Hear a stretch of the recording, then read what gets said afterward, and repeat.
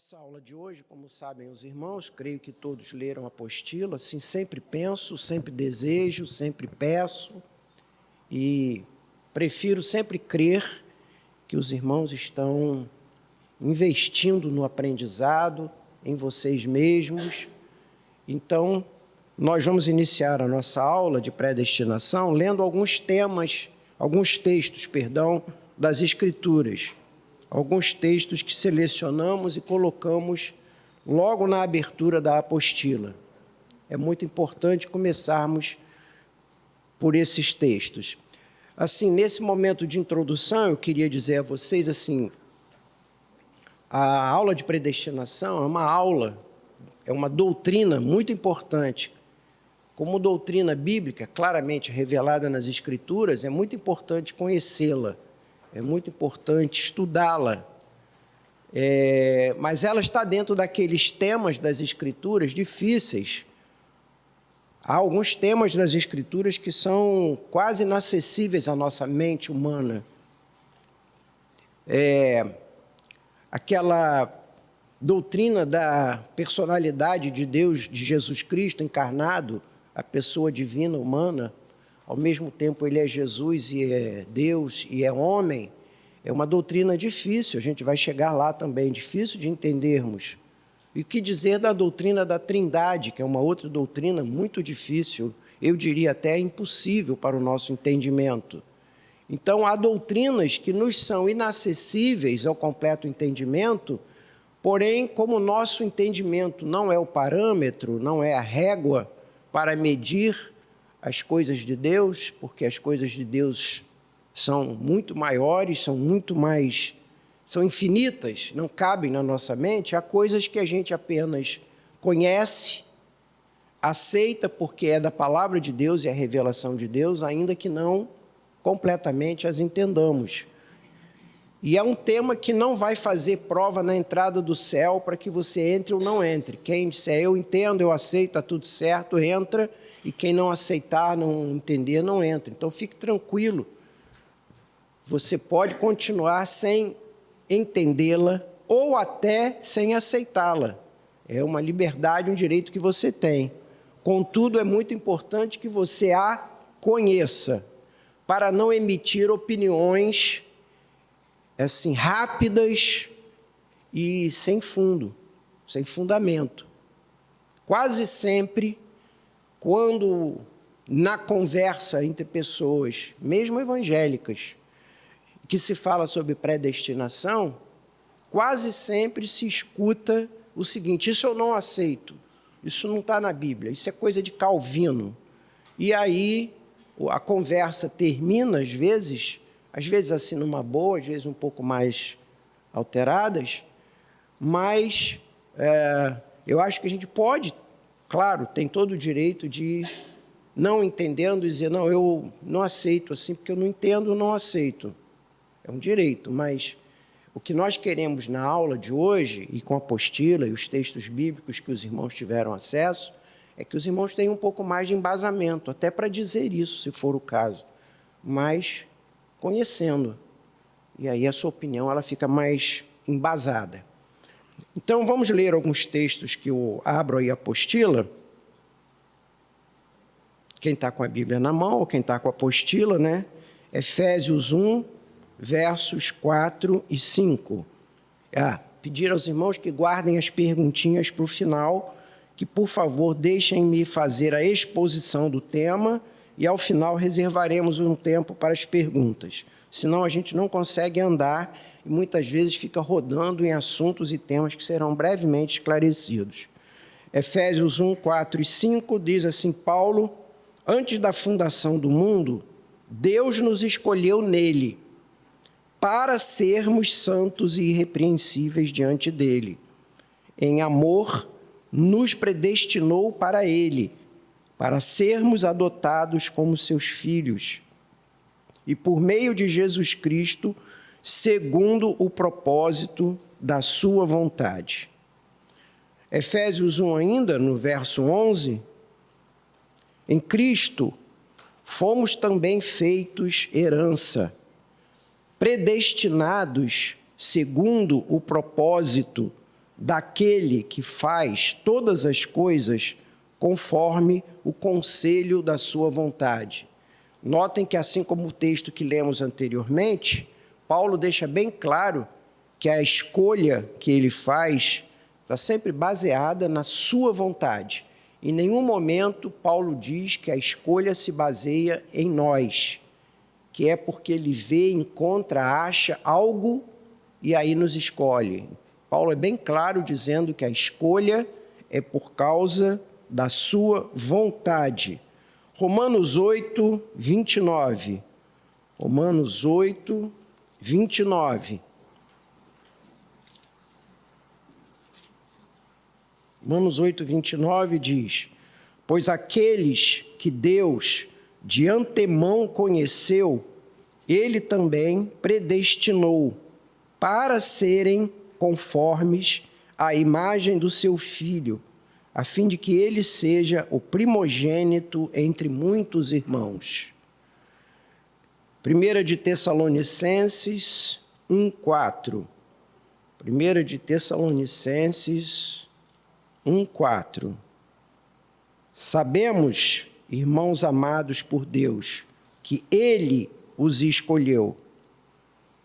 E 2 de Tessalonicenses 2:13. 2 de Tessalonicenses 2:13. Temos mais uma razão para incessantemente dar graças a Deus. É que, ao receberem a palavra que de nós ouviram, que é de Deus, vocês a acolheram não como uma palavra humana, e sim como em verdade é, palavra de Deus, a qual está atuando eficazmente em vocês, os que creem. Eu ainda anotei um outro texto que eu queria ler aí, dois outros textos, Mateus 22:14. Mateus 22:14, não está aí na apostila, mas eu gostaria que você abrisse nesse momento. Mateus 22:14, um texto muito citado e conhecido, porque muitos são chamados, mas poucos são escolhidos. E Atos 4, 27 e 28. Atos 4, 27 e 28. Porque, de fato, nesta cidade, Herodes e Pôncio Pilatos, com gentios e gente de Israel, se juntaram contra o teu santo servo Jesus, a quem ungiste, para fazerem tudo o que a tua mão e o teu propósito pré-determinaram. Então, a primeira consideração que faço na aula de hoje é que predestinação é um tema, é uma doutrina bíblica. Está na Bíblia. Predestinação não é uma doutrina calvinista, não é uma teologia calvinista. Predestinação é uma doutrina bíblica. E a apostila traz aí mais de uma dezena de textos que certamente vocês leram. Se não leram ainda todos os textos, quero desafiá-los, em especial aqueles que gostariam de entender e aprender, a que leiam todos os textos. Não façam aquele costume que é nosso, muito comum, de olhar assim aquele monte de texto, dar uma desanimada, ler um ou dois e pular o resto. Não façam isso. Esse é um tema onde vale a pena o investimento. Aliás, eu diria que não só vale a pena, é absolutamente necessário que você leia todos os textos da Bíblia listados a respeito desse tema. Mas é um tema difícil. É um tema que está na mente de Deus, mas não está e não cabe totalmente na mente humana. E aí alguém diria assim, então para que estudar isso? Pula isso. Vamos para outra coisa mais interessante ou mais importante, já que é tão difícil, vamos pular o tema. Ocorre que quando a gente descobre que grande parte desse tema. Aliás, eu diria que as partes mais fortes estão em Romanos, e que Romanos é uma carta de Paulo a uma igreja recém-nascida, me dá a impressão de que é muita covardia ou muito medo nosso de não querer estudar o tema, se Paulo ministrou uma igreja nova, recém-nascida, sem tradições de evangelho, sem tradições da palavra. Então, acho que vale a pena a gente ler, estudar o texto, vale muito a pena. A outra coisa interessante a dizer é que, muitas vezes, ou quase sempre, nós consideramos a doutrina da predestinação passível de ser largada de lado, rejeitada, por causa do nosso não entendimento. E porque a gente não entende, porque é um tema muito difícil, a gente começa a emitir juízo de valores, né? Agora há pouco a gente estava brincando ali, conversando, eu, Eduardo, Silvinha, e falando assim, mas como é que Deus escolhe umas pessoas e não escolhe outras? Que injustiça é essa? Que acepção de pessoas é essa? Que Deus escolhe um, não escolhe outros? Não é? Então, a gente começa, dentro do estudo da doutrina, a aplicar a Deus os nossos critérios, a nossa régua do que é justo, do que é injusto, do que é o bom, do que não é bom, o que é ético, o que não é ético. É quase que natural isso para nós, usarmos nossas réguas, nossa compreensão para fazer a avaliação das coisas de Deus. E muitas vezes isso não vai dar certo. Há uns textos que eu queria que você abrisse aí, Isaías 40, alguém pode abrir, por favor, Isaías 40?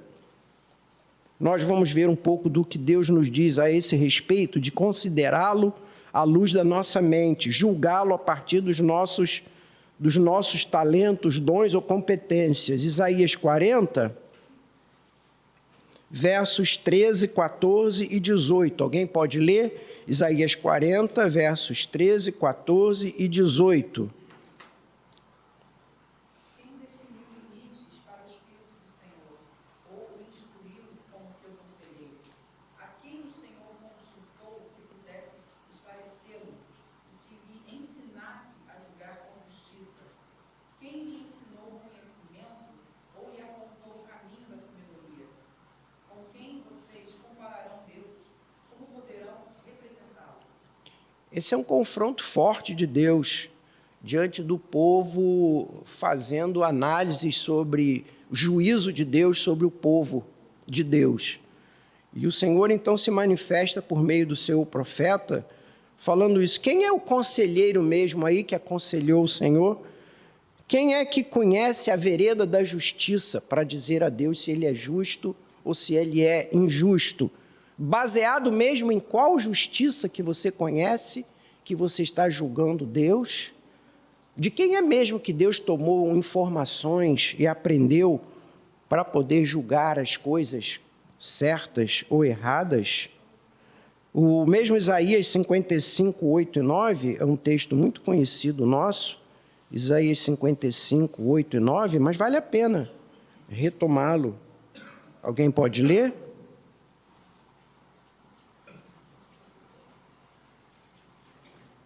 Meus pensamentos são muito diferentes dos seus, diz o Senhor, e meus caminhos vão muito além dos seus caminhos, pois assim como os céus são mais altos que a terra, meus caminhos são mais altos que os seus caminhos, e meus pensamentos mais altos que os seus pensamentos.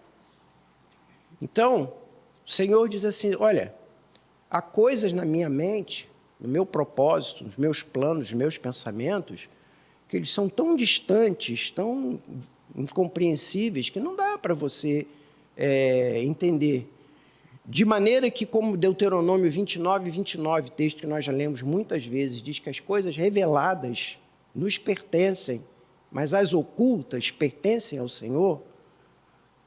Fica claro, nos juntando esses textos, que coisas que a gente não consegue entender com a mente humana não estão reveladas, porque não caberiam na nossa mente. E nossa humildade deveria nos conter a dizer, Senhor, ainda que eu não entenda, eu aceito pela fé. Como a gente diz aqui frequentemente, como no céu vai ter a eternidade, você tira a dúvida lá no céu, se é que quando chegar lá você ainda vai ter dúvidas. Mas é assim. É como a palavra está revelando. Quem lê o livro de Jó e vê que logo depois da sua queda física, financeira, familiar, ele questiona algumas coisas de Deus, porque ele se vê diante de uma coisa incompreensível e se cerca ou é cercado por amigos da igreja, né? Povo da igreja, povo bom, que conhece muita coisa da palavra, e vem ajudá-lo. Vem ajudá-lo com conselhos que, se você analisar com bastante clareza, vai ver que são argumentos bastante verdadeiros, porém aplicados no momento equivocado. E eles ficam julgando e tentando exortar Jó, como se em Jó estivesse a resposta para tudo aquilo que estava acontecendo.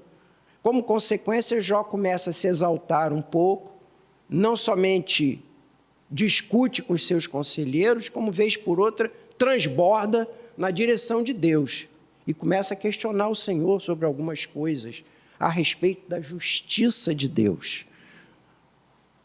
Nós, quase sempre, diante de situações complicadas, somos levados a usar a nossa justiça para julgar a justiça de Deus. E é interessante que quase todo o livro, que é longo, o livro de Jó é um livro longo, há um debate, um grande debate, até que chegamos ao capítulo 38, 39 e 40, versos 1 e 2.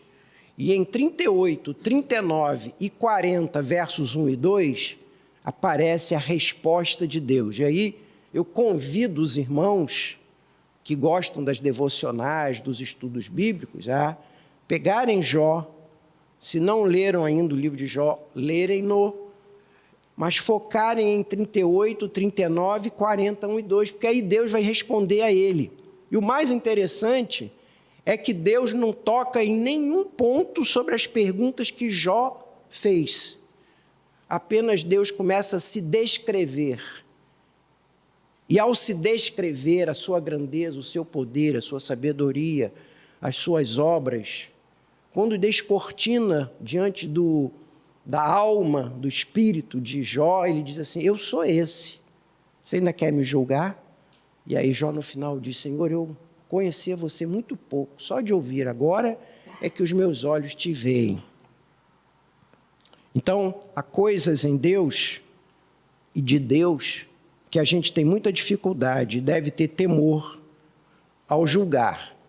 Eu coloquei na apostila algumas frases de Martin Lloyd-Jones, quando ele trata desse assunto, predestinação, no seu livro Grandes Doutrinas da Bíblia. Ele diz que é muito difícil, esse é um tema muito difícil, é um tema muito complicado de ser tratado, mas que a gente não pode evitá-lo, não deve evitá-lo. E diz que o assunto predestinação é algo que está na mente de Deus, nasce na mente de Deus, tem as suas raízes na mente de Deus, os planos, as razões, os critérios, os propósitos estão todos na mente de Deus. Por isso são para nós incompreensíveis, porque a mente de Deus não é a nossa mente. Porém, ao estudar esse tema, precisamos estar de duas maneiras. Primeiro, sem preconceitos. E aí, preconceito aqui, no dizer de Lloyd-Jones, é assim: não faça o que nós fazemos sempre, vamos ser honestos. Pegar a Bíblia para justificar como você acha e como você pensa. Fazer da Bíblia aquele chiclete que você mastiga, mastiga, mastiga e dá a ele a forma que você quer dar entre os seus dentes. Então, não pegue o texto bíblico para tentar ajustá-lo à forma como você pensa. Deixe de lado, ponha no chão o que você acha, o que você pensa, e leia o texto sem pré-conceitos. Segundo, leia os textos como se pela primeira vez eu estivesse lendo. Haja como criança, diz Lloyd-Jones. Aquela criança que se surpreende ao ouvir pela primeira vez algo que está sendo ensinado. Abra o coração, tenha humildade. Não fica querendo comprovar, provar e convencer a Deus que você está certo, que é injusto e errado o que ele está fazendo.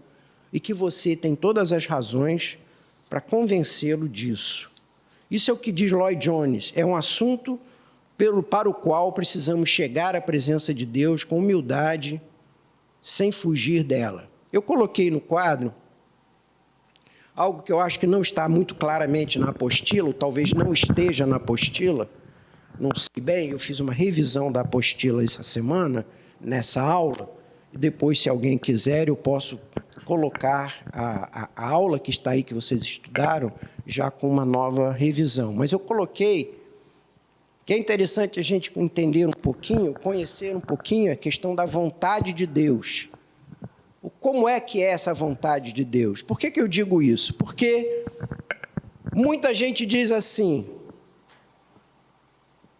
Deus deseja que todos se salvem. 1 de Timóteo 2,4. Podem abrir, por favor?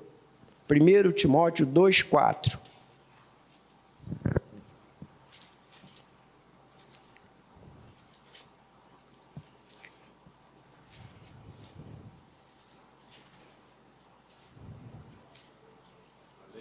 Pode ler. O qual deseja que todos os homens sejam salvos e cheguem ao pleno conhecimento da verdade. Deus deseja que todos os homens sejam salvos e que cheguem, então, que todos os homens cheguem ao pleno conhecimento da verdade.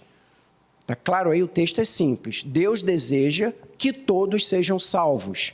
Deus deseja que todos cheguem ao pleno conhecimento da verdade. Ok? Porém, Mateus 11, 25 e 26 e Mateus 22, 14 fala uma coisa um pouco ou bastante diferente.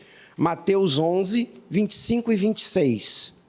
Por aquele tempo exclamou Jesus: graças te dou, ó Pai, Senhor do céu e da terra, porque ocultaste essas coisas aos sábios instruídos e as revelaste aos pequeninos. Sim, ó Pai, porque assim foi do teu agrado. Deus quer que todos cheguem ao pleno conhecimento da verdade. Acabamos de ler. E agora, Senhor, ocultaste estas coisas aos sábios e revelaste aos pequeninos. Mateus 22, 14.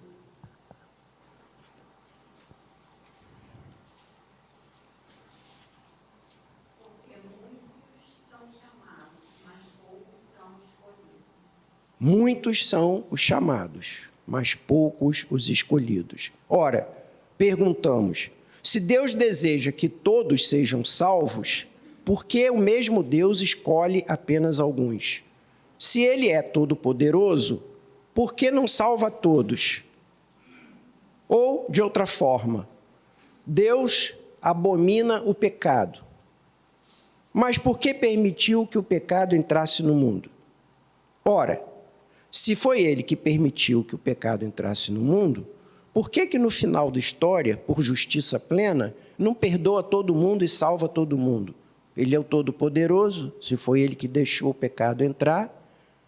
Então, as questões que levantamos, de acordo com a nossa lógica, precisa conhecer um pouco da vontade de Deus, a sua vontade revelada nas Escrituras. Antes de ler os textos, nós diríamos, e há muitas classificações nos livros de teologia sobre a vontade de Deus, mas só uma que eu acho interessante, eu coloquei aqui.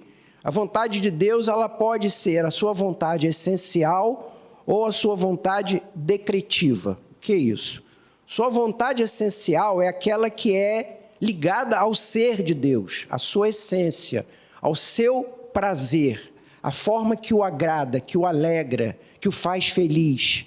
O que o agrada, o que o alegra, o que faz feliz, o que ele deseja, o que faz com que o seu ser se alegre, ele prescreve, ou seja, ele declara, ele revela, ele orienta. Obedeça, seja santo, seja salvo, aceite a palavra de Jesus, seja salvo, revela a vontade dele de maneira clara.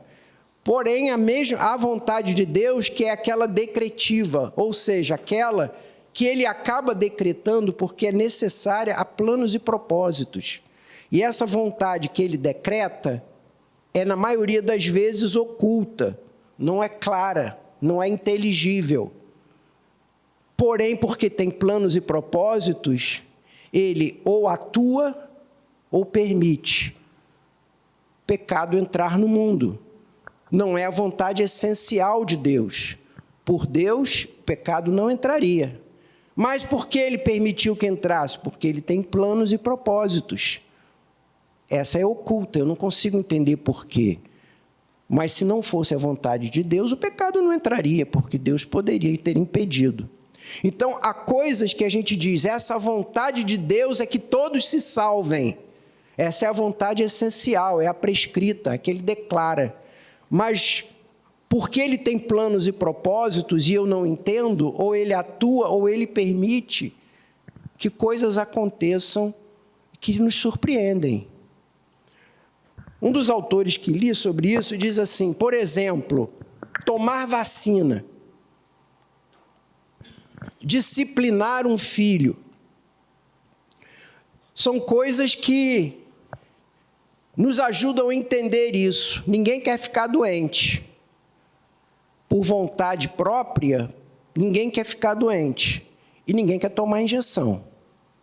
Mas quando a gente sabe que se não tomar vacina, que dói, às vezes dá febre, às vezes o braço incha, eu preciso tomar vacina, porque a situação é tal que eu não quero ficar doente, quero ser imunizado, então eu quero tomar vacina.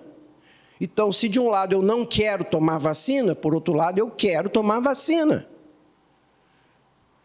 Eu não quero disciplinar um filho, eu quero que meu filho seja bom, honesto, quero que ele seja estudioso, bem comportado, que ande nos caminhos do Senhor. Esse é o meu prazer, é a minha vontade.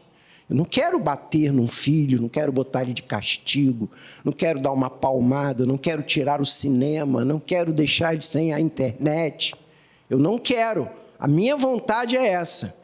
Mas quando eu vejo que chega uma nota 5, ou quando a professora me chama no colégio porque ele está batendo no coleguinha, ou porque eu percebo que ele trouxe coisas do colégio que não são dele, então eu disciplino ele. Então, eu quero, a minha vontade é discipliná-lo, para que ele não caminhe nesse caminho equivocado. Então, é minha vontade que eu não precise discipliná-lo, mas é minha vontade discipliná-lo. Então, há coisas na vontade de Deus que são o seu prazer, estão ligados à sua essência, mas há coisas que estão ligadas a propósitos, e Deus ou atua ou permite para cumprir planos e propósitos. Há um texto que nos ajuda a entender isso, que está em Êxodo 7, de 1 a 5.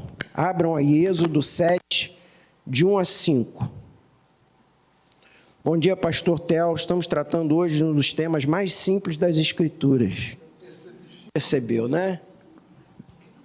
Deixa eu interromper aqui para fazer um comercialzinho. Sim, faça aí. Desculpa, gente, a interrupção abrupta, mas não é por conta do tema, não, que eu sei que ele está sendo... Primeiro, porque é tema simples, fácil, moleza. Segundo, porque o professor dispensa apresentações. Mas é para fazer um comentário aqui especial.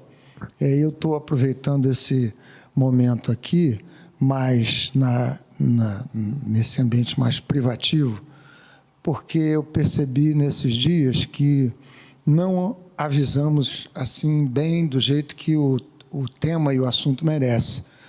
No final de semana que vem, a gente vai ter um retiro inédito aqui na nossa igreja. Vocês sabem que a gente faz há muito tempo retiros segmentados, dos jovens, dos adolescentes. Esse ano a juventude com os adolescentes já tiveram seu retiro. Casais jovens se reúnem, por sinal que em julho eles vão ter, casais jovens com filhos de 10 anos para baixo, mais um retiro, cujas inscrições foram abertas há 2 semanas atrás e não há mais vagas.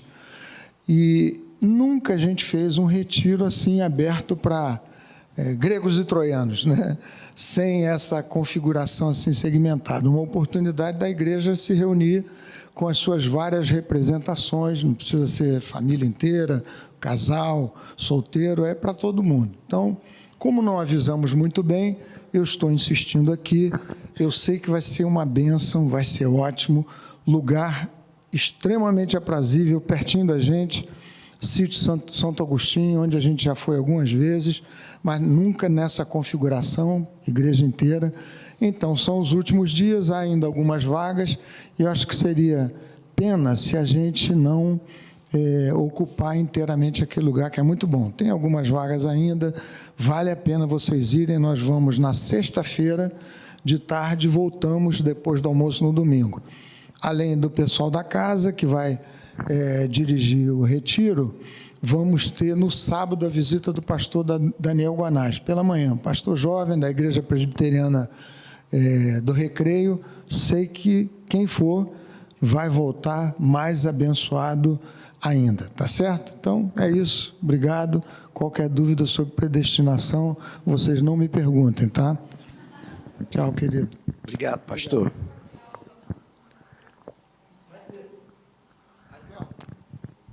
Semana que vem, para quem não for retiro, a aula continua. É essa a pergunta, né? Então, é isso. Não vamos esvaziar a classe, não, mas há espaço para tudo, tá bom? Obrigado, pastor. Êxodo 7, de 1 a 5. Então o Senhor disse a Moisés: Veja, eu o constituí como Deus sobre Faraó. Olha que responsabilidade, gente. Vocês já pensaram Deus dizer assim para você: vai lá, e lá você vai ser como eu estivesse lá. Que responsa, hein?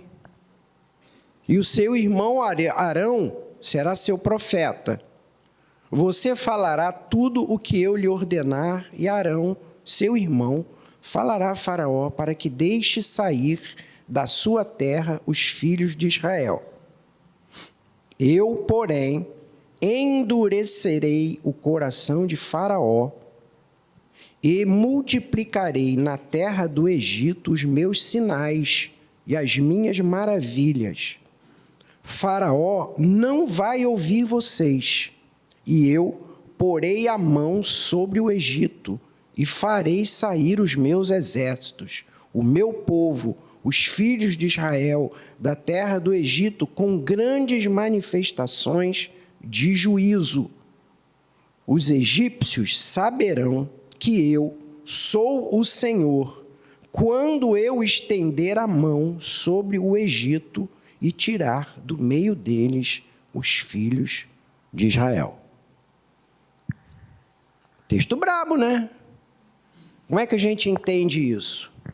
O coração de Faraó, tal como o nosso coração, sem a ação do Espírito Santo, que é aquele que nos quebra, quebranta, gera temor e arrependimento, o coração de Faraó entregue a ele mesmo é um coração endurecido pela ação do pecado. Quando Deus não libera o Espírito para agir no nosso coração, aqui no texto está falando especificamente sobre Faraó, o seu coração expressará apenas o seu ser humano. Então, todas as vezes que, especialmente no Antigo Testamento, aparecer a expressão Deus lhe endureceu o coração, Deus não foi ali e atuou fazendo ele ficar duro, mas ele permite que o Espírito Santo não haja naquele coração, naquele momento, de maneira que ele fica ele mesmo, entregue a ele mesmo, entregue aquilo que o Salmo 55:1, se não me engano, diz: eu nasci na iniquidade, em iniquidade me concebeu minha mãe. Eu não faço, como diz Paulo, o bem que quero, o mal que não quero, esse faço. Eu entregue a mim mesmo, eu sou ruim, sou mau. Então ele diz a Moisés: vai lá e pregue a libertação do povo. Porém eu vou deixar Faraó como ele é, ao vivo e a cores. E ele então, como eu sei, porque conheço o ser humano, a alma e o coração do humano, não vai deixar. E aí eu vou agir mostrando ao mundo e ao Egito o meu poder e o meu juízo. Isso, então, é a ilustração de que há propósitos e há um prazer de Deus. Mateus 11, 21.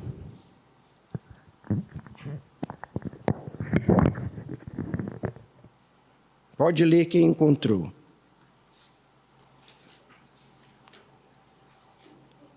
Ai de você, Corazim, ai de você, Betsaida, porque se em Tiro e Sidom se tivessem operado os milagres que foram feitos em vocês, há muito que elas teriam se arrependido, com pano de saco e cinza.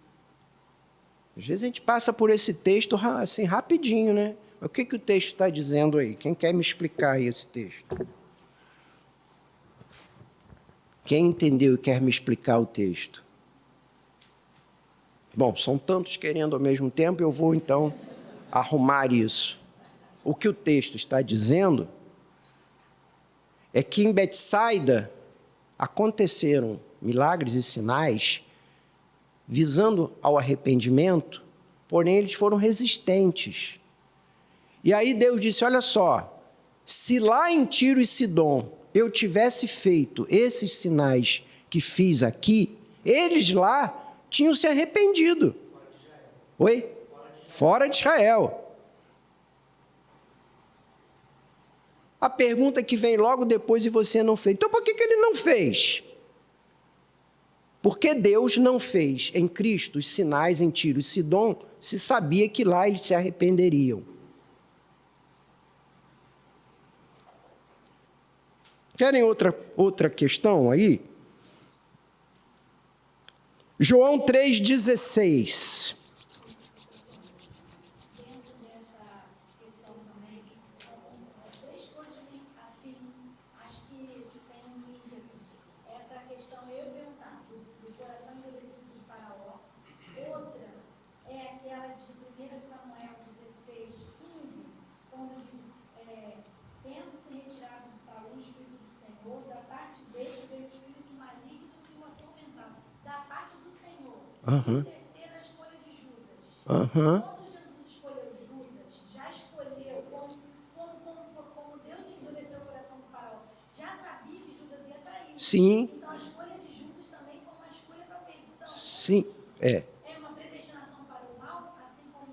É. Olha que doideira. Doideira, né? Vamos em frente. Vamos dando linha na pipa. Vamos dando linha na pipa, né? Como a gente fala. Vamos lá, vamos seguir o raciocínio. Eu estou tentando ver se vocês perceberam. Estou tentando construir uma coisa na cabeça de vocês. Estou botando alicerces, pedra sobre pedra, botando textos bíblicos. Eu não estou falando muito, estou só alinhando textos sobre textos. Então, João 3,16 diz o quê? Que todo mundo argumenta isso. Não, porque Deus, mundo...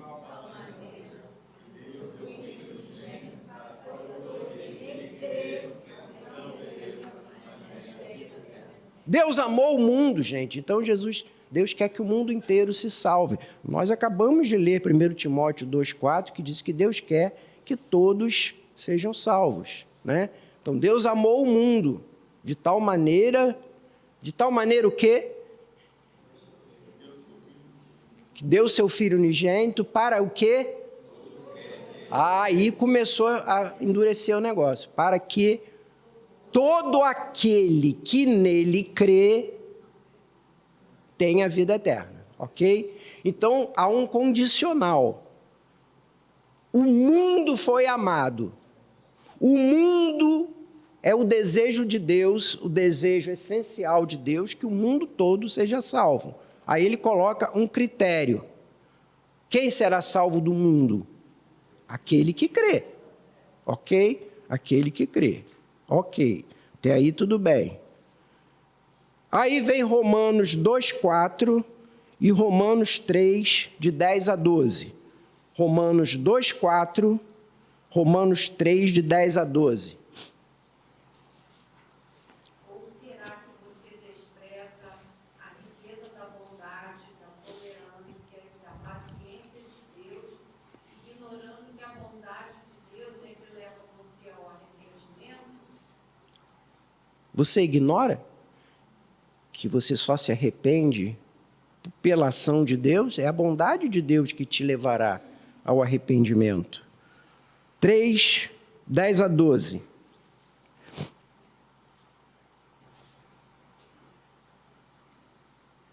Romanos 3, de 10 a 12.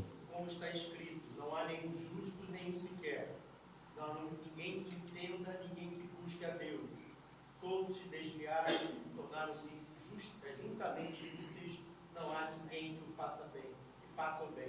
Não há nenhum sequer. Não há ninguém que busque a Deus. Todos a uma se fizeram inúteis. Não há ninguém que busca a Deus. Ou você ignora que é o Espírito Santo, a bondade de Deus, que te produz e te leva ao arrependimento. 2 de Coríntios 4:4.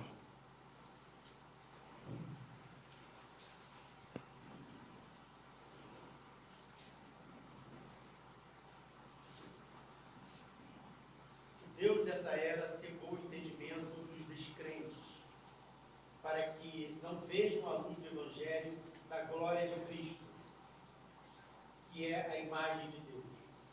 O Deus deste século, Satanás, cegou o entendimento para que não nos resplandeça a luz do Evangelho. Lembre que lá no início da aula eu falei, Deus quer que todos cheguem ao pleno conhecimento da verdade. E o Deus deste século cegou o entendimento. Por isso, não há ninguém que busque a Deus. Todos a uma se desviaram, tornaram-se inúteis.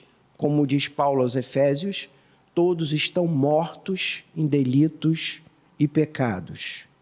João 6, versos 37, 44 e 65. João 6, versos 37, 44 e 65.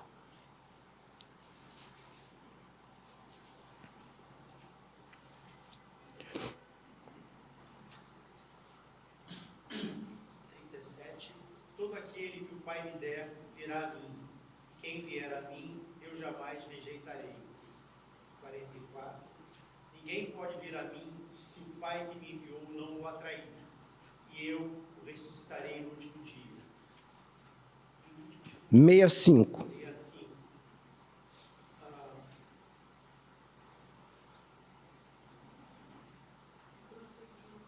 E prosseguiu. E por isso que eu lhes disse que ninguém pode vir a mim, a não ser que isto lhe seja dado pelo Pai. Os textos são claros, são fortes, ainda que incompreensíveis. Deus amou o mundo e deu seu Filho para que todo aquele que nele crê não pereça e tenha vida eterna. Mas a palavra nos diz que nós estamos mortos em delitos e pecados, que é a ação do Espírito Santo que nos conduz ao arrependimento. A palavra nos diz que quem o Pai me der, esse virá a mim. E quem vier a mim, não lançarei fora. Romanos 8. Deixa eu ver se é o verso 19.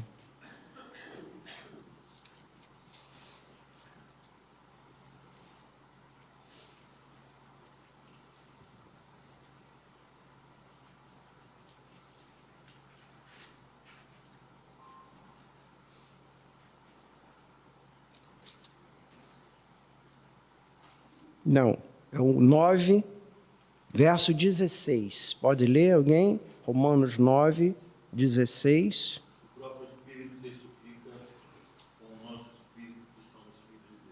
Não, 9, 16. Não depende de quem quer ou quem corre, mas de Deus que tem misericórdia. Não depende de quem quer ou de quem corre, mas de Deus ter misericórdia. A grande questão que poderíamos discutir e que se discute ao longo da história é que quem aceita a mensagem de Jesus, aceita por livre e espontânea vontade ou aceita quando e se tocado pela ação do Espírito Santo. Essa é a questão que atravessam séculos. Quem é que vai aceitar? Só vai para o céu quem aceitar Jesus.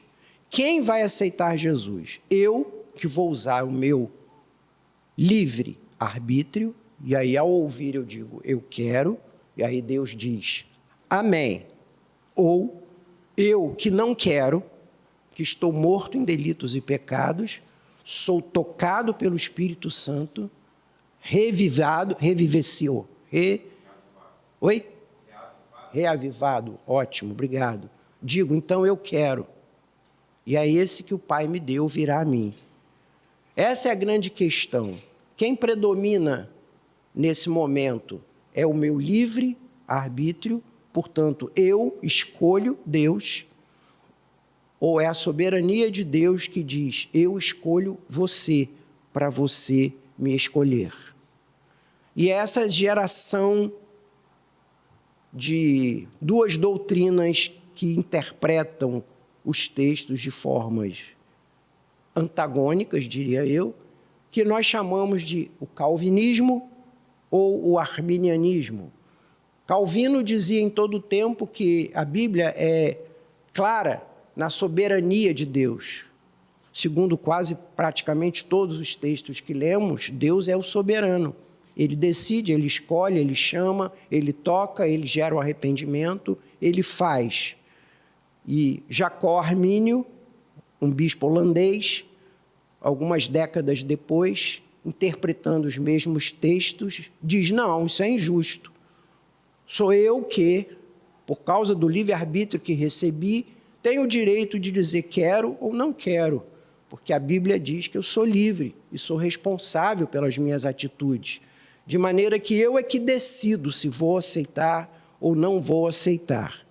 E assim, essa peleja entre o calvinismo que exalta a soberania de Deus e o arminianismo que segue Jacó Armínio exalta a livre disposição, o livre arbítrio do homem. Salmo 139 é um texto que todo mundo conhece, Salmo 139, mas vale a pena olhar para ele de novo nessa manhã.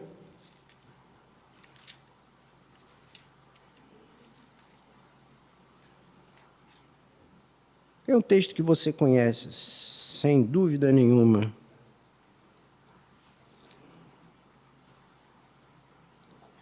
Vamos olhar aí, correr os nossos olhos. Senhor, tu me sondas, me conheces. Sabes quando me sento, quando me levanto. De longe conheces os meus pensamentos. Observas o meu andar, o meu deitar, conheces os meus caminhos.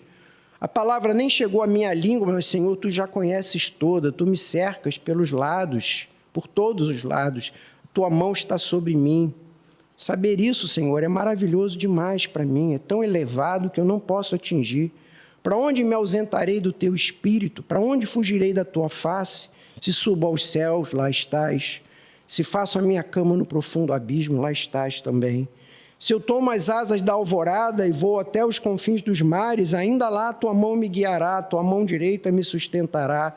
Se eu digo, as trevas com certeza me encobrirão, a luz ao redor de mim se fará noite, mas até as próprias trevas não te são escuras, a noite é tão clara para ti como o dia. Tu formaste o meu interior, tu me teceste no ventre da minha mãe. Graças te dou, Senhor, pelo modo assombrosamente maravilhoso pelo qual me formaste. Tuas obras são admiráveis. A minha alma sabe disso muito bem. Os meus ossos não te foram encobertos no oculto, quando no oculto eu estava sendo formado e tecido como nas profundezas da terra. Até o verso 15 é lindo. Todo mundo entra até o verso 15 e fica maravilhado. Diz amém, amém, amém, amém, amém, amém. Aí vem o verso 16. Os teus olhos viram a minha substância ainda informe, e no teu livro foram escritos todos os meus dias, cada um deles escrito e determinado, quando nenhum deles ainda existia. Aí deu ruim. Vamos bem até o verso 15. Quando chega o verso 16, ficamos surpreendidos. Esdras 1:5, umas páginas anteriores ao Salmo. Esdras 1:5. Esdras, Neemias, Ester, Jó. Esdras 1:5. Então, se levantaram os chefes de família, Judá, Benjamim, os sacerdotes, levitas e todos aqueles cujo espírito Deus despertou. Atos 13, 48.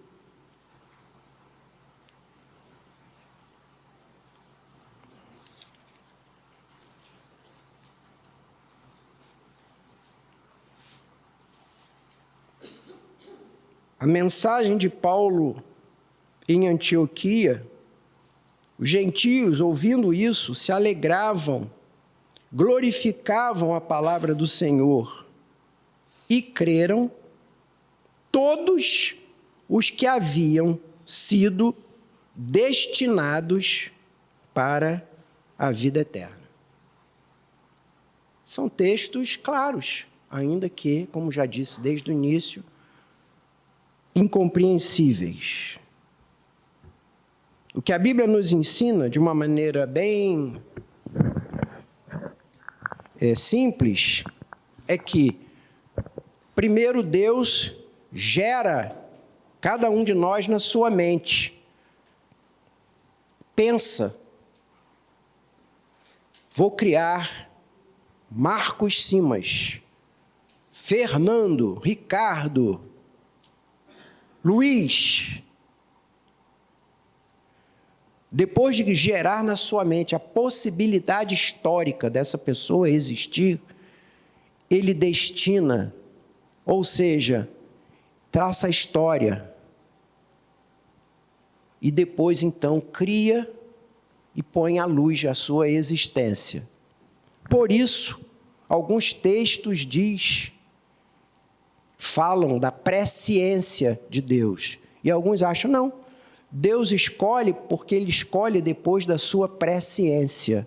Ou seja, Ele viu como Ele conhece todas as coisas, sabe todas as coisas. De antemão, Ele viu que lá no ano de 2013, o Fernando ou Luiz vão estar na igreja pentecostal Nova Vida da Rua da Aliança, e lá vai haver uma mensagem, e ele vai levantar a mão, vai aceitar, vai se converter. Então, como Deus prevê, tem a presciência, então Deus diz, está determinado, Fernando, Luiz, Marcos vão se converter e vão ser escolhidos. Então, nessa visão, a presciência é Deus tomar conhecimento antes do fato histórico e decretar que aquilo será assim. De maneira que o homem decide o seu futuro e Deus decreta, carimba, sacramenta a decisão que o homem vai tomar no tempo e no espaço. Essa é a visão arminiana. A visão calvinista é diferente. Primeiro ele gera, Salmo 139, escreve todos os dias da sua vida e no tempo e no espaço aquilo irá certamente acontecer. Entendem a diferença entre o calvinismo e o arminianismo? Deus é quem escolhe no calvinismo. Para Armínio, o homem é quem decide. O homem é quem escolhe e Deus confirma. E no calvinismo, Deus é quem escolhe e o homem confirma. Prosseguindo.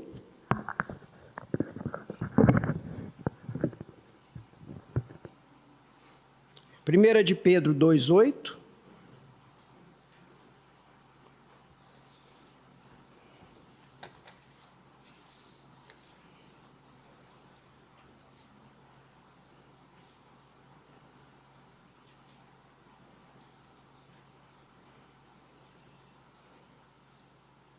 Pode? E pedra de tropeço e rocha que faz cair. Os que não creem tropeçam, porque desobedecem à mensagem, para o que também foram destinados. Duro, né?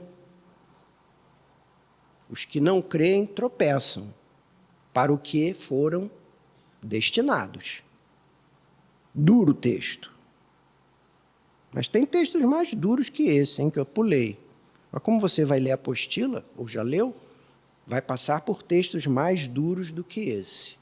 Deus criou o mal, o ímpio, para o dia mau. Bom, prosseguindo, a posição de Jacó Armínio, que põe no homem a responsabilidade de decidir quero ou não quero, alivia bastante esse nosso sentimento de justiça de Deus. Porque põe em nós a culpa. Diz, você não aceitou porque você ouviu e não aceitou. Então, Deus é justo, porque Ele vai escolher quem aceitou. Quem não aceitou, não aceitou. Então, essa posição em que o homem decide o seu futuro alivia o sentimento de culpa no fim. Alivia o sentimento de culpa e de justiça de Deus. A grande questão é, será que é assim que a Bíblia apresenta? Será que a Bíblia apresenta com realmente clareza que é o homem quem decide, que é o homem quem escolhe e que Deus sacramenta? Ou a Bíblia em todo o tempo fala que é Deus quem decide, Deus quem escolhe, que é Deus quem toca?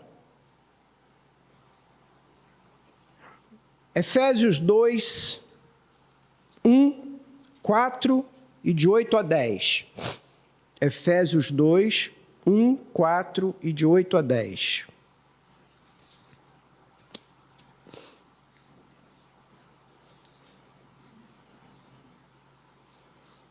Vamos lá, que eu só tenho 15 ou 20 minutos e eu ainda quero abrir para perguntas. Ele lhes deu vida quando vocês estavam mortos em suas transgressões e pecados.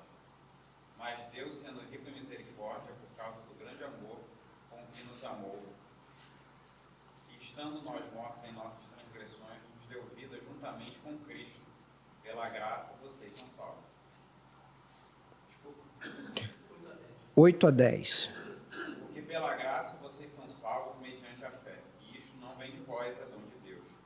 Não de obras, para que ninguém se glorie, pois somos feitura dele, criados em Cristo Jesus para boas obras, as quais Deus de antemão preparou para que andássemos nelas.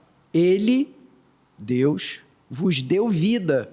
Vocês estavam mortos em transgressões e pecados. Paulo já tinha dito isso no verso 4, que antes da fundação do mundo, Deus nos escolheu nele para sermos santos, não porque éramos santos. Verso 4, 2:4, Deus, sendo rico em misericórdia, por causa do seu amor, e nós estando mortos em transgressões, Ele nos deu a vida. Somos salvos pela graça.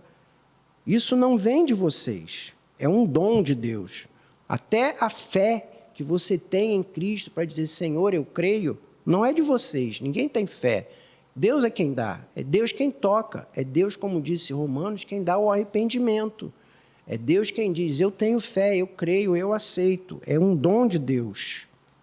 Romanos 2, Romanos 3, textos que já lemos anteriormente, fala que não há nenhum justo. Não há ninguém que por si só decida ou possa decidir.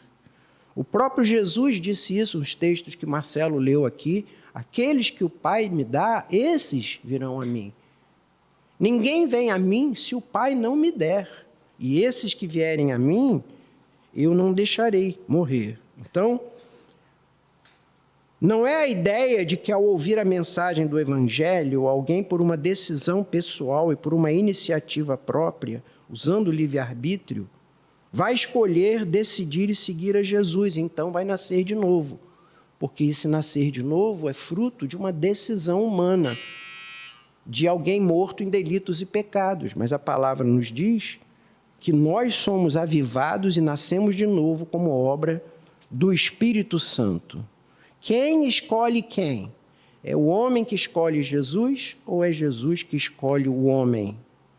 A Bíblia em todo o tempo afirma que Deus escolhe por sua livre e espontânea vontade, por causa dos seus propósitos, ainda que não entendamos bem essa verdade. A grande questão, então, para a gente, não vai dar para expor tudo, mas vocês têm a apostila, e eu vou colocar no grupo hoje essa mesma aula que eu dei no ano passado. A mesma aula de hoje eu dei no ano passado. Vou colocá-la inteira hoje no grupo, para quem quiser ouvir de novo essa aula. Mas ela estará na internet também daqui uma semana, talvez. A grande questão é, no acordo ou no pacto feito entre Deus e o homem esse representado por Adão, cabeça da humanidade, Deus disse, quem pecar, morrerá. Adão peca e cai da graça de Deus. E essa natureza pecaminosa que Paulo com clareza expõe em todo o livro de Romanos, especialmente nos primeiros capítulos, o pastor Tel tem exposto isso. Esse homem se torna incapaz de escolher o bem. Esse livre arbítrio agora é um arbítrio contaminado pelo pecado que nele habita.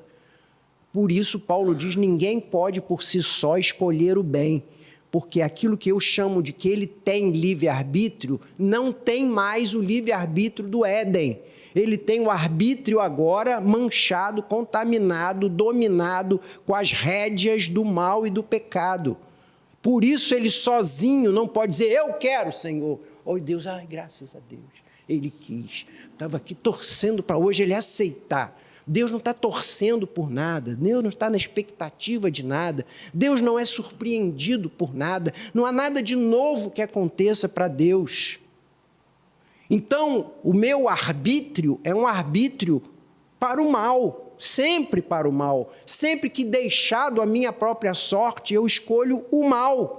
O pouco bem que faço, faço por fruto da graça comum. O bem que eu olho uma pessoa, uma moeda que eu dou para alguém, um carinho que eu faço em alguém, um coração sensível a alguém sofrendo, são frutos da graça comum. Agora, a graça redentora, decisões salvíficas, eu não tenho condição de fazer, porque eu estou morto em delitos e pecados e o Deus deste século cegou-nos para o entendimento do Evangelho. A Bíblia é muito simples e clara. Então Deus, olhando para a humanidade, que toda ela caminha para a morte, que toda ela caminha inexoravelmente para o fim, para o inferno, por culpa da decisão de Adão, o destino de toda a humanidade era ir à morte, era ir ao inferno, como preço e pagamento da justiça de Deus, que diz, se pecar, morrerá. Deus, então, decide eleger alguns para serem salvos. Essa é a doutrina da eleição e da predestinação. Deus, então, escolhe alguns para a salvação. Entendam que a doutrina da predestinação não escolhe uns para o céu e outros para o inferno. Deus não escolhe ninguém para ir para o inferno. A natureza humana caminha inexoravelmente para a morte, por culpa do pecado de Adão. O que Deus faz é, pela graça e misericórdia dele, escolher alguns, sem critérios nossos. Não é porque ele é bonito, bom, cheiroso, branco, preto, amarelo, índio, rico, pobre, inteligente ou limitado. Não há critérios. Os critérios estão no querer, no coração, nos propósitos, na vontade de Deus. E ele escolhe. Isso é injustiça. Injustiça é quando alguém recebe algo que não merecia, porém todos merecíamos a morte. O que se aplica não é uma injustiça, mas é a misericórdia, que sobre alguns os livra da morte. Não se pode dizer que Deus é injusto quando escolhe uns. Ele decide escolher, aplicar a sua misericórdia por alguns. E os critérios disso nos são incompreensíveis. Acabei de dizer durante toda a aula, porém eles estão no coração e na mente de Deus. Deus não decidiu mandar ninguém para o inferno. Deus decidiu trazer alguns para a sua convivência e para o céu. Ponto. Como nós só temos aí mais 10 ou 15 minutos, eu vou abrir para perguntas. Não me apresento como a resposta para todas elas, porque se assim fosse, eu estaria hoje sendo arrebatado para a glória, como aquele que resolveu um problema que atravessa milênios, séculos. Pois não, Silvinha? Eu queria só assim compartilhar de todos os textos, são inúmeros, né? Mas um que me deu muita paz de entender, a gente nunca vai entender, mas assim, primeiro, a predestinação não é falta de amor de Deus. Tanto é que a gente tem, todo mundo sabe de cor, né? João 3,16, Deus amou o mundo. Também, em Isaías 53, todo mundo sabe praticamente de cor, não é pouco do sacrifício de Jesus, porque o sacrifício foi completo, tanto é que Isaías 53, isso que me deu muita paz. Não é falta de amor, e não é que o sangue de Jesus não foi suficiente para todos, porque está aqui, Isaías 53, 6. Todos nós andávamos desgarrados como ovelhas, cada um se desviava pelo caminho, mas o Senhor fez cair sobre ele a iniquidade de nós todos. Porém, o mesmo texto, lá no versículo 11, diz: o meu servo, não, ele verá o fruto do penoso trabalho da sua alma. O penoso trabalho foi suficiente para todos, certo? Então, não faltou nenhuma gota do sangue de Jesus. Todo o sangue foi derramado para todos. Porém, olha, com o seu conhecimento justificará a muitos, não justificará a todos. Então, para mim, isso aqui responde. Bom, foi a ficha que caiu para mim, que deu paz. Então, o amor de Deus é para todos. O sangue de Jesus é suficiente para todos. Porém, na hora de justificar, muitos, não todos, serão justificados. Aí eu me lembro que o pastor Erival, lá da Presbiteriana de Vinhos, falava assim: gente, nós vamos evangelizar a todos, nós somos departamento de marketing. Agora o RH está no céu. A gente nunca vai saber. Isso, a questão... Pois não, a questão que decorre de imediata são duas. Se eu já estou escolhido, agora eu vou cair na esbórnia, vou pecar direto, porque eu já estou escolhido, já estou determinado para o céu, então não preciso vigiar, cuidar, né? Vamos pecar. Bom, esse raciocínio é do que não está eleito. Então, ele acaba de declarar que ele não está no grupo do eleito, porque os eleitos, como diz toda a primeira carta de João, aqueles que saíram do nosso meio, saíram porque não eram dos nossos. Porque aquele que é dos nossos não quer pecar. Ele até peca, mas ele não quer pecar. Ele se arrepende e volta, ele não tem prazer no pecado. Então, o raciocínio imediato, dizer, se eu estou eleito, se eu estou escolhido, posso fazer o que eu quiser porque eu estou eleito. Você está eleito para o inferno, porque você tem um raciocínio do pecado, né? E a segunda questão, também não precisa evangelizar, porque quem está eleito, quem está escolhido vai para o céu, não precisa evangelizar. Da mesma maneira, a palavra nos diz que Paulo, o maior defensor da doutrina da predestinação, diz: eu fui açoitado, passei fome, nudez, fui espancado, fui de tudo para evangelizar e fazer de tudo para ganhar a todos. Ele é o maior adepto do evangelismo, porque ele sabe que a pessoa só vai se revelar eleito quando alguém o evangelizar e ele, então, revelar que ele era dos eleitos. Não adianta eu olhar o fim sem considerar os meios. Ele vai chegar àquilo quando Deus fizesse cumprir todas as etapas. Então, eu preciso evangelizar meu pai, eu preciso evangelizar minha mãe, eu preciso evangelizar minhas filhas, eu preciso evangelizar meus vizinhos, porque eu não sei quem deles é e quem não é o eleito. Então, eu vou saber, vai se revelar o eleito a partir do momento em que alguém... Como ouvirão se não há quem pregue? Diz Paulo, né? Ele mesmo. Então, se eu não pregar, não se evidencia aquele que está sendo e foi escolhido. Então, essas duas argumentações caem por terra, porque se eu não evangelizar, eu não vou saber, e se eu pensar em cair no pecado, é porque eu não estou quebrantado. O resultado, vou chegar aí, tá? O resultado de quem estuda a predestinação é quebrantamento e gratidão a vida toda.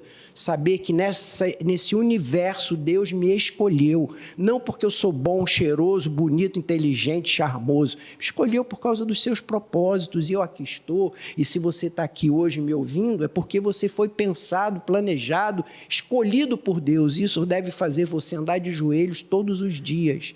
Ao invés de você dizer, raciocinar, não, agora não tem necessidade porque eu fui escolhido. Ao contrário, você vai ter gratidão, amor a vida inteira e vai andar diante do Senhor dizendo obrigado, obrigado, obrigado, obrigado. Sim, minha querida. No meu entendimento, a questão é a fé. Porque é ela que vai patentear, né? Só que ela não é um artigo para disputa, porque ela não é nossa, ela vem de Deus. Eu fui entender Efésios 2:8 muito depois, mas logo no começo da minha conversão, com 26, 27 anos, eu me deparei com Êxodo 7. Isso foi assim, não foi uma pegação.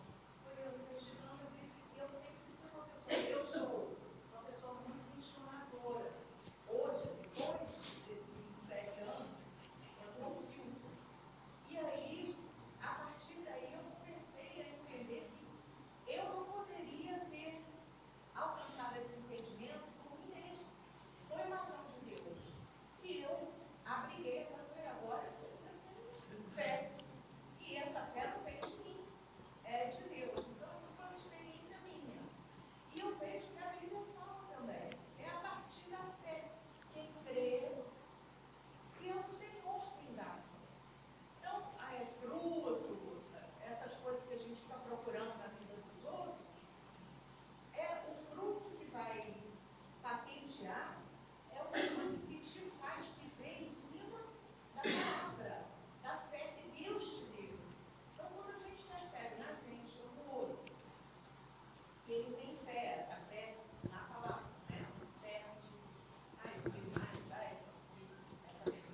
Então, quando você consegue viver em cima daquela palavra, a despeito de qualquer coisa, e olha que a gente passa muita coisa, e seu senso crítico vai lá e cai, faz julgamento, faz comparação, e você vai lá e fala, não, eu estou aqui nessa palavra. Amém. Como eu falei, eu vou colocar no grupo hoje. Todo mundo aqui está no grupo? Todo mundo está no grupo?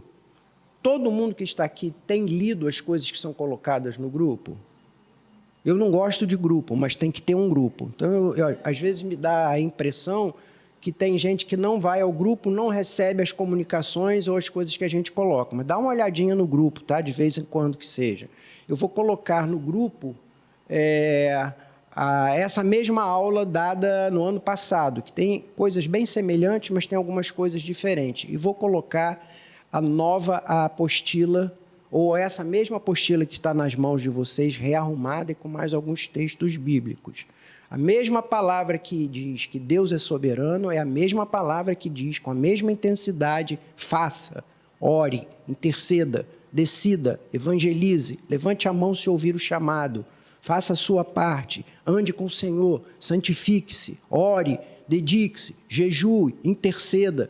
Então, a mesma palavra que diz Deus determina tudo, diz faça tudo o que você tem que fazer. Porque aí você vai descobrir que Deus determinou que você devia fazer todas essas coisas. Agora, não tente conciliar, porque a nossa mente não consegue juntar a soberania de Deus e o livre-arbítrio do homem. Isso não cabe na nossa cabeça. Então, não fique querendo conciliar. Ouça o que a palavra diz, ainda que não entenda totalmente, aceite o que a palavra diz. Guarde o seu momento celestial. Se Deus quiser, vai demorar muito ainda para você ganhar o melhor entendimento. Sim, Helder? Do ponto de vista da lógica humana, acho que a gente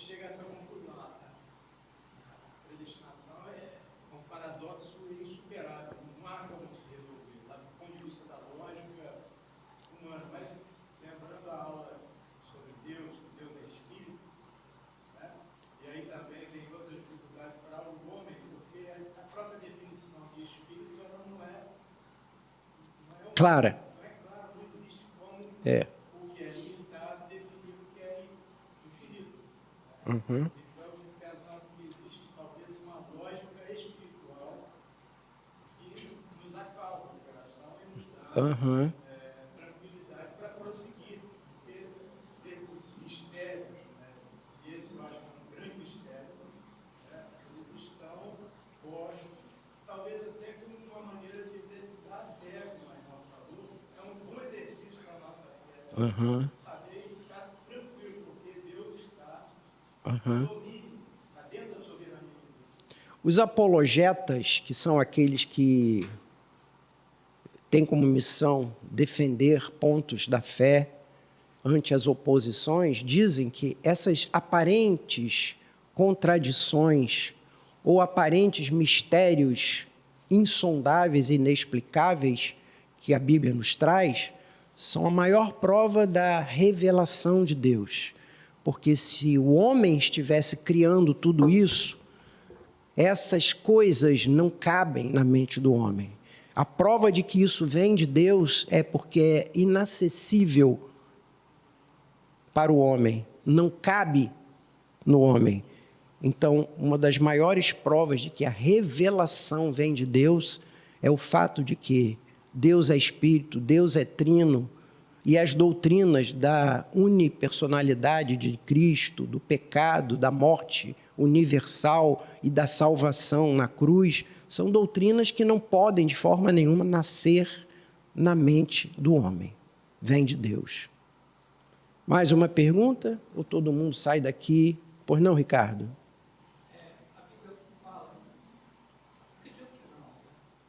A Bíblia fala ou acredito que não?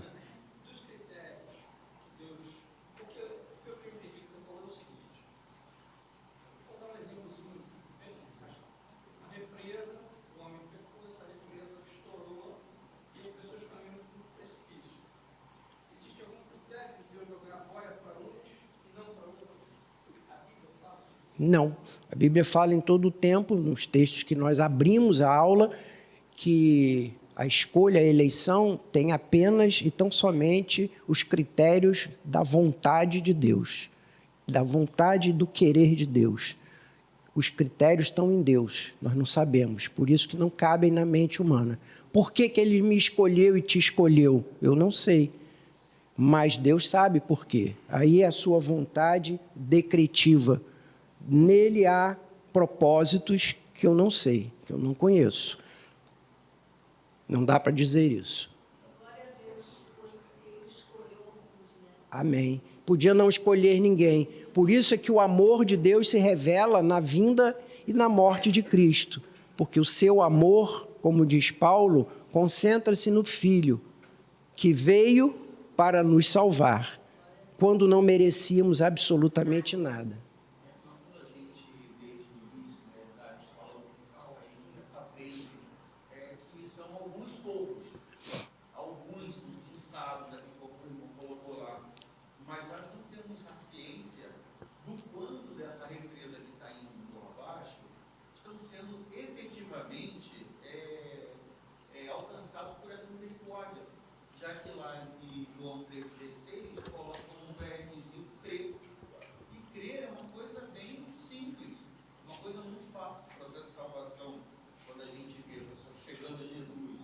Determinação de Deus que apresenta a Jesus a salvação como um processo rápido, não foi um processo longo, levasse anos para que alcançasse a perfeição e a salvação.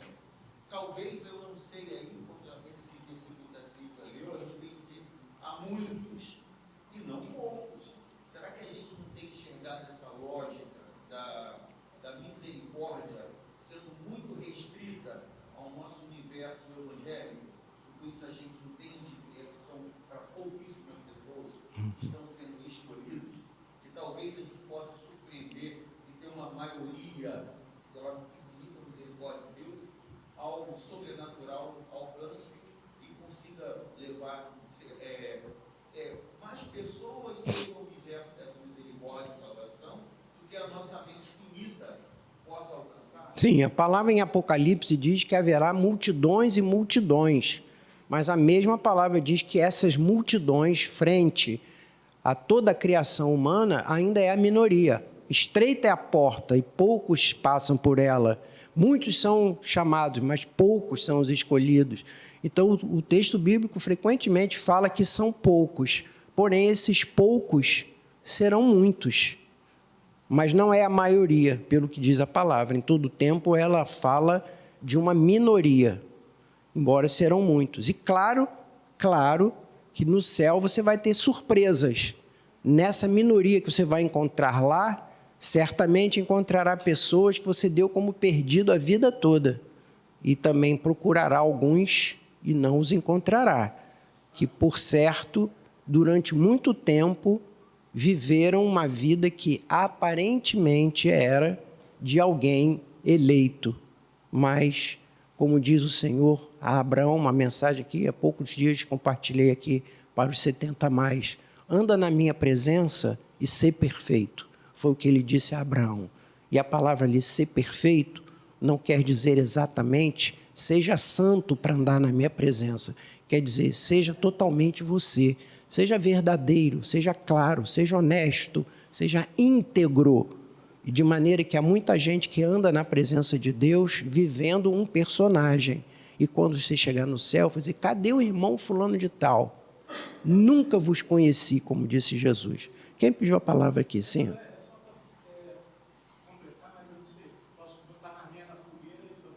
Você apagando a fogueira não tem problema.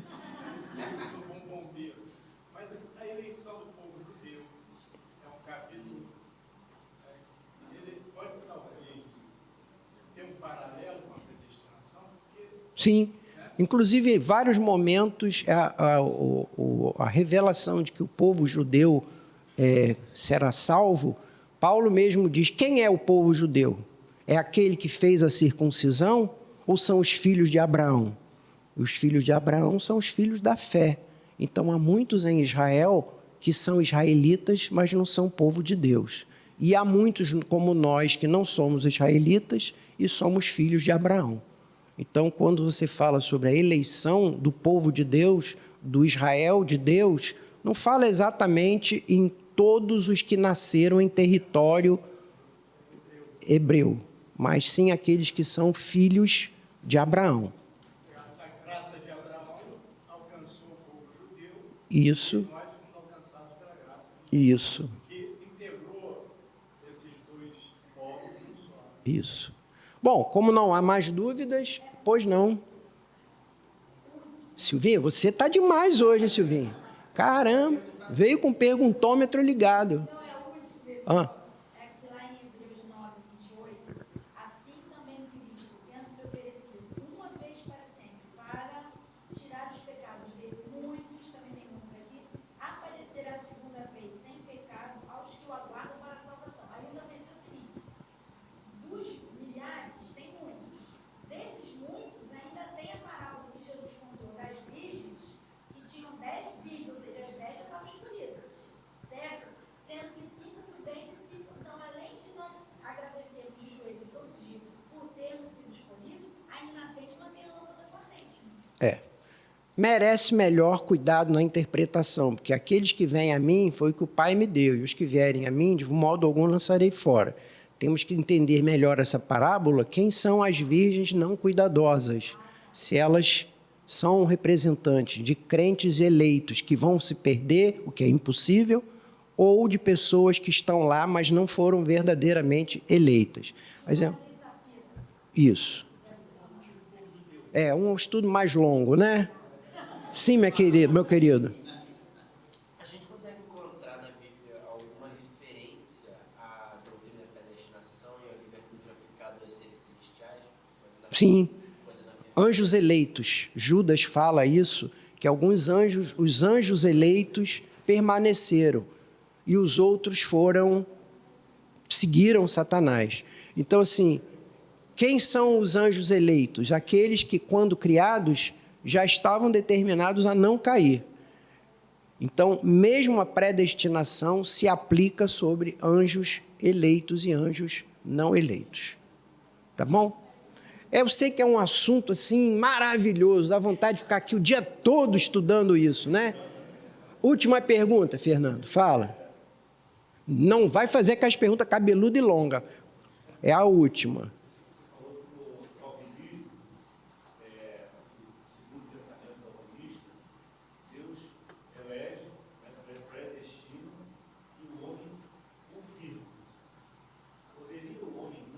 Não. Não. O homem não é mais forte que Deus. Se Deus te escolheu, você não... Não vou! Então eu sou mais forte que Deus. Ele não é tão todo poderoso assim. Eu sou mais poderoso que Ele, porque Ele disse sim e eu digo não. Então, não há surpresas para Deus e nem frustrações.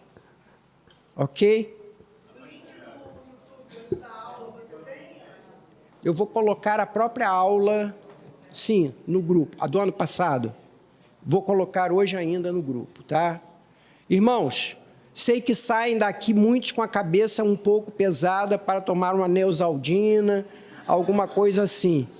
Mas deixa eu dizer a vocês, o fruto dessa aula é sairmos saltitando, cantando, louvando ao Senhor, porque fazemos parte daqueles que o Senhor, por misericórdia e amor, nos escolheu, antes que existíssemos, não por mérito nenhum, apenas por sua graça e por sua misericórdia. Você ouviu, você aceitou, você está aqui, você é objeto direto do amor de Deus. Quando Deus pensou em amor, pensou em você. Então é para você andar de joelhos, andar feliz, cantando e saltitando. Não entendi nada da aula de hoje. Tá bom, mas sai na paz e alegre porque você está escolhido. Ok? Amém?